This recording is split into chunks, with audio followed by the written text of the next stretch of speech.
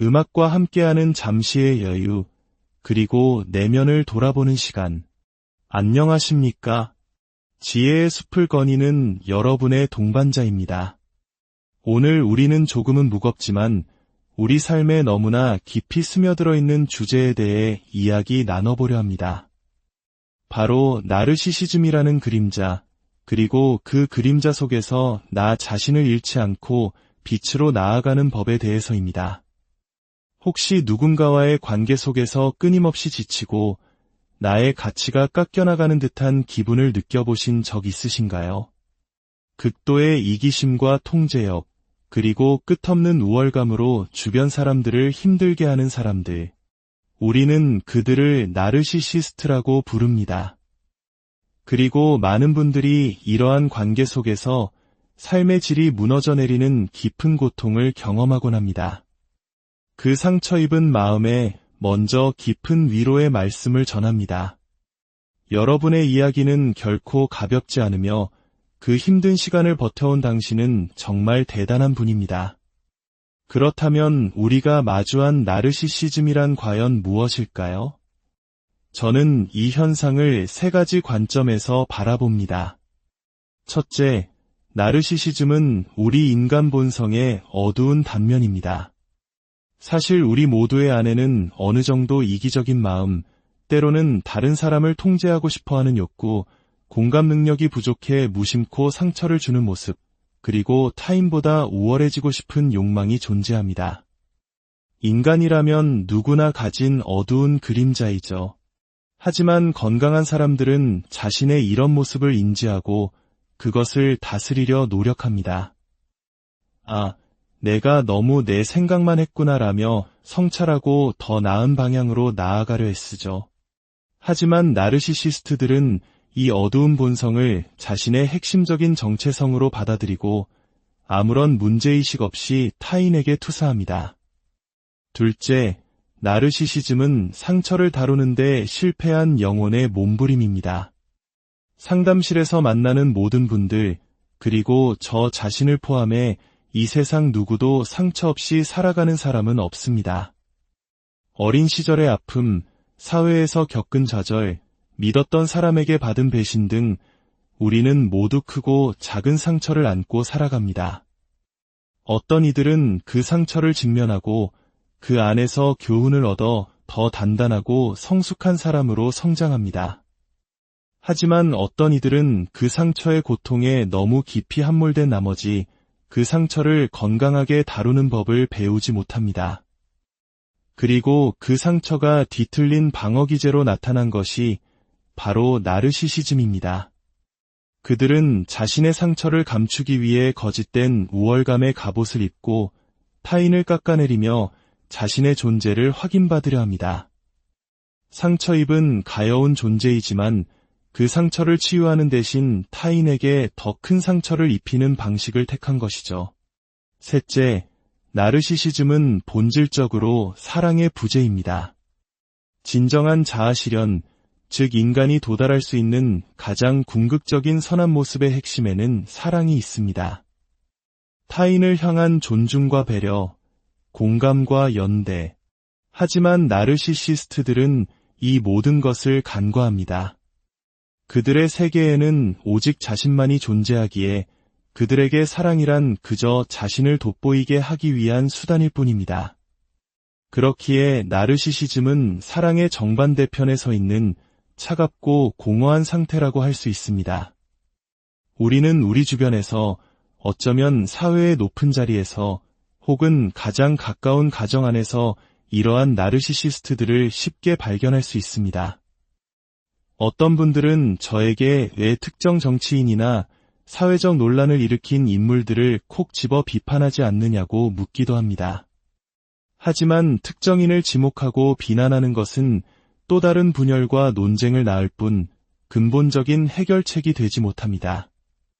문제는 그 사람이 아니라 우리 사회에 만연한 나르시시즘이라는 현상 그 자체이기 때문입니다.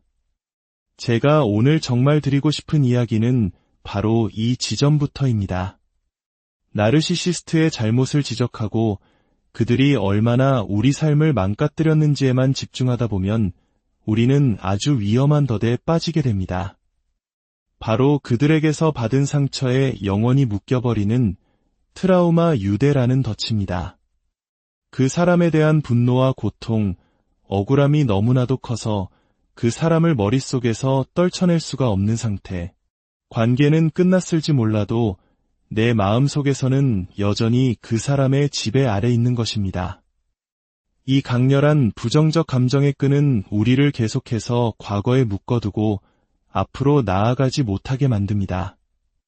더 나아가 우리는 반응성 학대라는 또 다른 함정에 빠질 수 있습니다.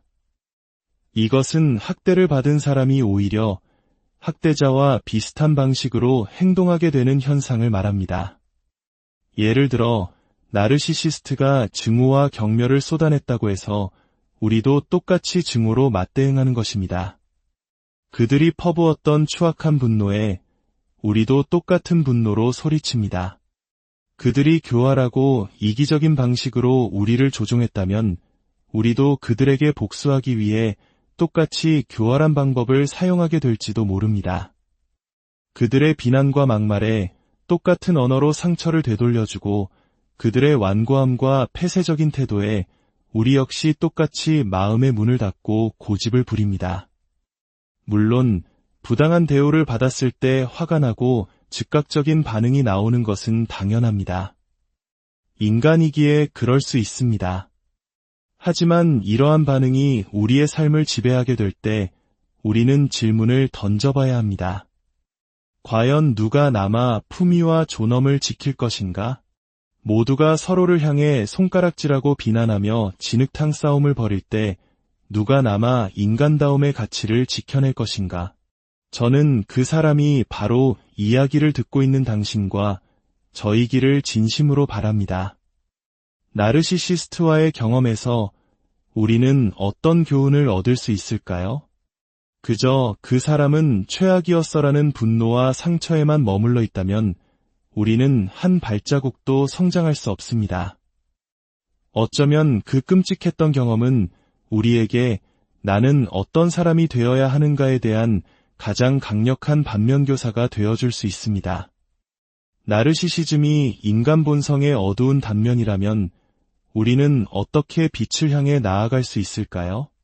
저는 사랑, 기쁨, 평화, 인내, 그리고 친절과 같은 단어들을 떠올립니다. 나르시시즘이 상처를 다루는데 실패한 영혼의 몸부림이라면 진정한 치유란 무엇일까요? 그것은 바로 선함을 실천하는 것에서 시작됩니다. 특히 내가 선의를 베풀고 싶지 않은 사람에게조차 선함을 보이려 노력하는 것, 봉사와 나눔을 통해 공동체에 기여하는 것, 특별한 날이 아니더라도 주변에 따뜻한 온기를 나누는 것. 이런 행동들이야말로 상처받은 영혼을 치유하는 가장 강력한 약이 됩니다. 나르시시즘이 사랑의 부재라면 우리는 사랑이 충만한 삶을 직접 보여주면 됩니다. 누구나 편안하게 다가올 수 있는 사람이 되고 공정한 마음으로 세상을 바라보며 자신의 신념을 지켜야 할 때조차 상대방의 존엄성을 짓밟지 않는 방식으로 목소리를 내는 것입니다. 존중과 격려의 말을 건네고 어려운 문제에 직면했을 때에도 품위를 잃지 않는 건강한 팀의 일원이 되는 것. 그것이 우리가 선택할 수 있는 가장 고귀한 길입니다. 사랑하는 청취자 여러분, 나르시시스트가 남긴 폐허 속에서 그들을 비난하는데 모든 에너지를 쏟아붓는 대신 우리는 이렇게 선언할 수 있습니다. 더 나은 길이 무엇인지 알고 싶다면 저를 보세요. 우리는 그들과 똑같은 방식으로 싸우는 대신 통찰력과 꾸준함으로 우리 자신의 길을 걸어가는 사람이 될 수 있습니다. 이것이야말로 그들이 결코 가질 수 없는 내면의 평화를 얻는 유일한 방법입니다. 그 평화가 오늘 당신의 마음에 깃들기를 진심으로 기도합니다. 오늘의 이야기가 당신의 마음에 작은 울림을 주었다면 구독과 좋아요를 통해 저희의 여정에 동행해주세요. 당신의 작은 관심이 더 많은 분들에게 선한 영향력을 전하는 빛이 됩니다. 또한 이 이야기가 필요할지 모를 주변 분들에게 공유해 주신다면 그것은 어둠 속에 있는 누군가에게 따뜻한 등불 하나를 건네주는 것과 같습니다. 함께 빛을 만들어가는 이 길에 당신을